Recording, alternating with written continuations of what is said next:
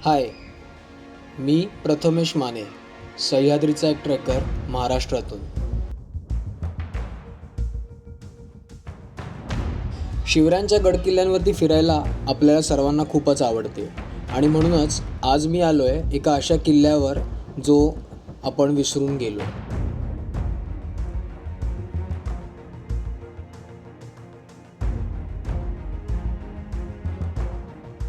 ह्या व्लॉगमध्ये मी माझा ट्रेकिंगचा अनुभव, या गडाचं स्वराज्यासाठी असलेलं योगदान म्हणजेच इतिहास आणि काही सुंदर असे या गडाचे काही ड्रोन शॉट्स हे या व्लॉगमध्ये मी दाखवणार आहे.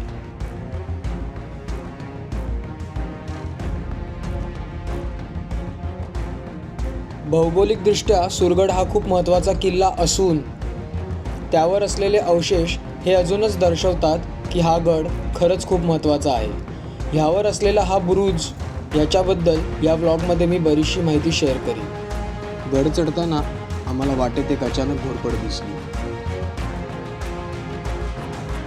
सुरगडावर यायचं झालं तर सर्वात प्रथम आपल्याला यावं लागतं बेस विलेजकडे, जे आहे वैजनाथ. वैजनाथ गावाचं अंतर मुंबईपासून 132 किलोमीटर तर पुण्यापासून 145 किलोमीटर आहे. गावात पोचताच सर्वप्रथम तुम्हाला दिसून येतं ते हनुमंताचं मंदिर. इथेच कार पार्क करून बाजूला असलेल्या शिवरायांच्या मूर्तीचे दर्शन घेऊन आम्ही ट्रेकची सुरुवात केली.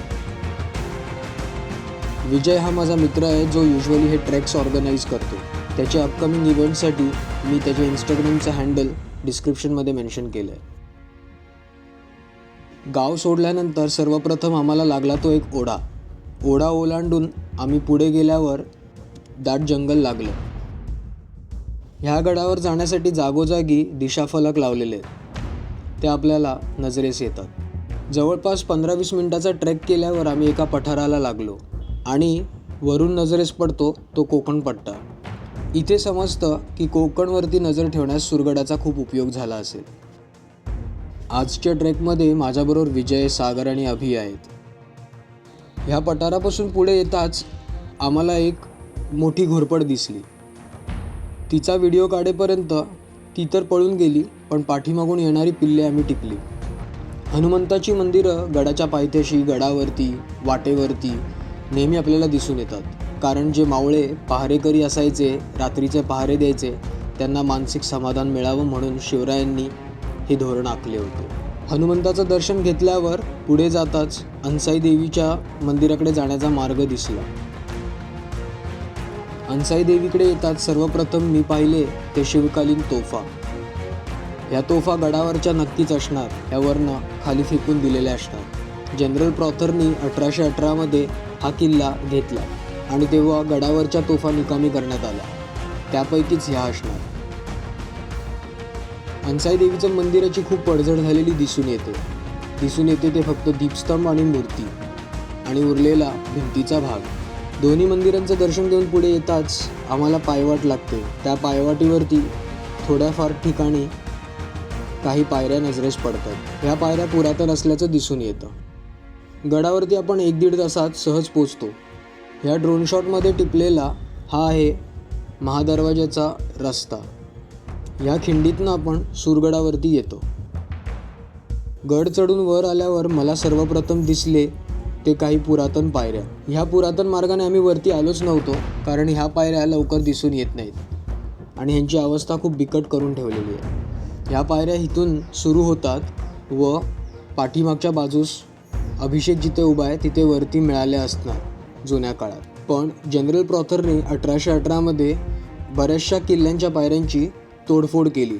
ह्या मूळ पायऱ्या असू शकतात ज्या नंतर उद्ध्वस्त करण्यात आल्या असतील. ह्या पायऱ्यांच्या खाली आपल्याला आत्ता एक छोटीशी गुफा दिसून येते, पण जेव्हा मूळ पायऱ्या असतील तेव्हा हीच गुफा खूप मोठी असेल. एक अवघड असा पॅच ह्या गुफेपासून उजव्या बाजूस नजरेस पडतो. तिथे असलेल्या स्टीलच्या केबलच्या मदतीने आपल्याला वर चढावे लागते. वर येताच महादरवाजाच्या जवळ आपण पोचतो. इथे दिसून येते ते काही अवशेष. या असाव्यात महत्त्वाच्या पायऱ्या ह्या किल्ल्याच्या. पायऱ्यांच्या उलट बाजूस पाहिल्यास आपण जिथून चढून आलो ती एक खिंड होती.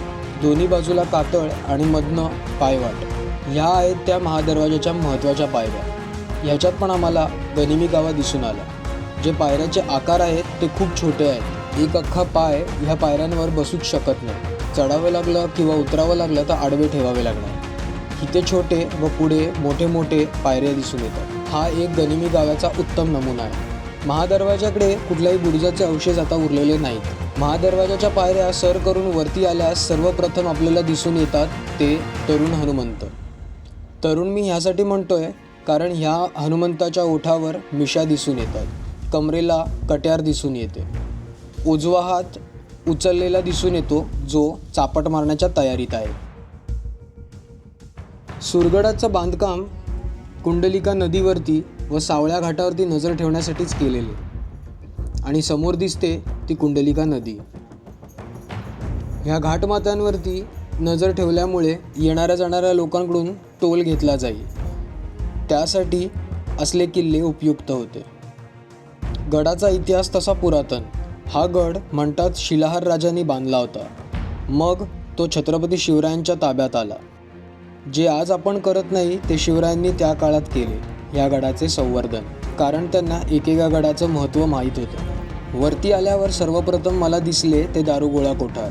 खूप दुरवस्था झालेले हे दारुगोळा कोठार हेच सांगत होते की आता हा किल्ला दुर्लक्षित आहे. खूप कमी लोकांना या किल्ल्याबद्दल माहिती आहे. आतमधल्या भिंती देखील पडल्या आहेत, बाहेरच्या भिंती देखील पडलेल्या आहेत. शाबूत राहिले आहेत ते फक्त चौथरे. पण ह्या भिंतींवरनं एक समजून येते की जुनं बांधकाम कसं असेल. दारुगोळा कोठाराच्या डाव्या बाजूस आपल्याला भैरव आणि भैरवीचे मंदिर दिसून येते. एक शिवलिंग, जातं व भैरव भैरवीचे मूर्ती दिसून येते. पुढे चालत जाताच आपल्याला सिंहासनासारखे काही अवशेष दिसून येतात. हे सिंहासन नसून थोडंसं ॲनालिसिस केल्यावर समजलं हे दीपस्तंभ आहेत एका मंदिराचे, जे एकत्र करून ठेवल्यामुळे सिंहासनासारखे दिसतात. गडावरती मुबलक पाणीसाठा असावा म्हणून बऱ्याच पाण्याच्या टाक्या कातळात कोरलेल्या दिसून येतात. गडाच्या चारी बाजूस बरेचसे टाक्या आपल्याला नजरेत पडतात. टाक्यांच्या पुढे येताच राजसदर येते. हे राजसदर म्हणजे तेव्हाच्या किल्लेदार किंवा मंत्र्यांना राहण्याचे ठिकाण, त्यांचं काम करण्याचं ठिकाण. खूप प्रशस्त असा चौथरा राजसदरेला लाभलेला दिसून येतो. 2 थरांमध्ये या वाड्याचे चौथरे दिसून येतात. राजसदरेच्या भिंतींना सपोर्ट देणाऱ्या खांबांचे चौथरे नजरेस पडतात. राजसदरेवरती पाण्याच्या टाक्यांमधनं शोधून काढलेल्या तोफा ठेवलेल्या आहेत. काही वर्षांपूर्वी इथल्या पाण्याच्या टाक्यांमध्ये काही तोफा नजरेस पडल्या व एक तोफेसारखी दिसणारी वस्तूसुद्धा भेटली. थोडंसं ॲनालिसिस केल्यावर ही जी वस्तू आहे त्याला पाठीमागे हँडल नजरेस पडतो व थोडीशी ओपन बाजू देखील आहे. या ओपन बाजूंमधून मला असं वाटतं की गरम गरम लोखंड ह्याच्यात ओतलं जाईल आणि ह्या पाईपच्या मार्गाने कास्टिंग मोल्डमध्ये तोफ बनवण्यासाठी ते लोखंड ओतलं जाईल. माझं हे अझम्पशन आहे की ही वस्तू तोफ बनवण्याच्या कामासाठी येत असेल. याचा अर्थ सुरगडावरती तोफ बनवायचा कारखाना असू शकतो. अशी वस्तू मी पहिल्यांदाच पाहिली होती. हा आहे राजसदरेचा ड्रोन शॉट. राजसदर सोडल्यावर अशा बरेच चौथरे इथे आल्यावर नजरेस पडतात. मला जे दिसले ते जवळपास 4 ते 5 वाड्यांचे चौथरे. या चौथऱ्यांनी एवढं तर नक्की केलं, खूप लोक राहत असतील, खूप लोकांचं येणं जाणं या गडावर नक्कीच असणार. एका वाड्याच्या समोर मला तुळशी वृंदावन नजरेस पडले. चौथरा बराच मोठा असून त्यासमोर तुळशी वृंदावन हेच दर्शवतं की इथे किल्लेदार किंवा इथल्या मंदिरांची पूजा अर्चना करण्यासाठी ब्राह्मण ठेवला असेल, त्याचं कुटुंब कबिला या गडावर राहत असणार. चौथऱ्यांपासून पुढे येताच पडझड झालेली तटबंदी व बुरुज दिसून येतो. जेव्हा ताटमानेने हा बुरुज उभा असेल तेव्हा बराच देखणा असेल एवढं तर नक्की. बुरुज पाहून आल्यावर जवळच आपल्याला एक पाण्याचं टाकं नजरेस पडतं व खूप सुंदर अशा प्रशस्त पायऱ्या देखील दिसून येतात. त्याच बाजूस जवळच नजरेस पडते ते शिलालेख. या शिलालेखावरती म्हणतात 2 भाषांमध्ये काही ओळी लिहिलेल्या आहेत. जे टायटल आहे ते अरेबिक किंवा फारसी भाषेत लिहिलेलं असून त्याखाली आपल्याला देवनागरी देखील दिसून येते. शिलालेखेवरती गडाचे हवालदार व गड बांधणाऱ्यांचं नाव सूर्याजी व किल्ल्याचे सुभेदार तुकोजी हैबत असे दिसून येते. दक्षिण कोकणातील हा किल्ला शिलाहार राजांनी त्यांच्या काळात बांधला असावा, जसं आधी मी म्हटलं. मग आला तो शिवरायांकडे. शिवरायांनी डागडुजी करून हा गड सांभाळला. राजाराम महाराजांच्या काळात सुरगड शंकराजी नारायण जे सचिव होते त्यांनी सिद्धींकडून हा किल्ला जिंकून घेतला. 1733 थोरले बाजीरावांनी पुन्हा हा किल्ला सिद्धींकडून जिंकून घेतला. हे नोंदी सापडतात ज्यात आपल्याला असं आढळून येतं की सुरगडावर कैद्यांना देखील ठेवण्यात आले होते. 1818 कर्नल प्रॉथरने हा किल्ला घेतला फेब्रुवारी महिन्यात.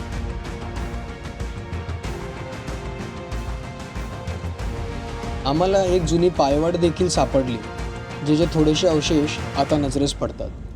भौगोलिकदृष्ट्या या परगण्यावर लक्ष ठेवण्यासाठी सुरगडाचा महत्त्वाचा रोल नक्कीच दिसून येतो. आता मी जिथे पोचलो आहे तो आहे खूप आकर्षक असा बुरुज.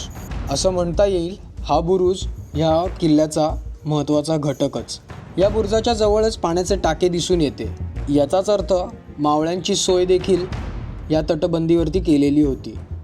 हा सुंदर असा बुरुज मी ड्रोननी कॅप्चर केला आणि जे दिसून आलं ते अविस्मरणीय. समोर असलेल्या जंगलामध्ये व कोकणावरती तोफ दागून हा बुरुज नेहमी ताटमानेने उभा असणार. इथे असा एकच बुरुज नसून असे महत्त्वाचे 3 बुरुज आहेत व तिन्ही बुरुज एका तटबंदीने एकमेकांना जोडलेले दिसून येतात. असा गोल रिंगण असलेला व तटबंदी नसलेला बुरुज मी पहिल्यांदाच पाहिला.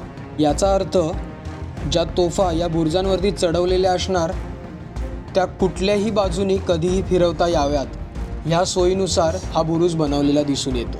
जवळपास 3 ते 5 तोफा या एकेका बुरुजावरती आपण ठेवू शकतो. इतका प्रशस्त हा बुरुज दिसून येतो. एक खिंड दिसून येते जी सह्याद्रीच्या मुख्य रांगांपासून सुरगडाला वेगळी करते आणि ह्या बाजूलाच आपल्याला 3 बुरुज दिसून येतात जे या गडाचे रक्षणासाठी महत्त्वाचं काम करतात. समोरून येणारा गनिम इथल्या इथे कसा रोखावा ते या किल्ल्याच्या स्थापत्यकलेतून नजरेस पडते. आता वेळ झालेली परतीची. आम्ही सर्व निघालो गड उतार व्हायला. ह्याच त्या पायऱ्या ज्या गनिमी काव्याने बनवलेल्या. खालून येणाऱ्या गनिमाचे लक्ष ह्या पायऱ्यांकडे जावे म्हणून छोटे बनवलेले ह्या पायऱ्या खूप महत्त्वाच्या होत्या. खालती गनिमाचं लक्ष जाताच वर्ण आपले मावळे हल्ला करीत. दुर्लक्षित असलेला हा किल्ला अनपेक्षितपणे मला खूप काही शिकवून गेला. शिवरायांची धोरणं, या किल्ल्याचं महत्त्व, भौगोलिकदृष्ट्या हा परगणा राखण्यासाठी मदत करणारा हा सुरगड खूप महत्त्वाचा व मोलाचा वाटा स्वराज्यासाठी देऊन गेला. भेटूया परत नवीन एका व्लॉगसकट. तोपर्यंत जय भवानी, जय शिवराय.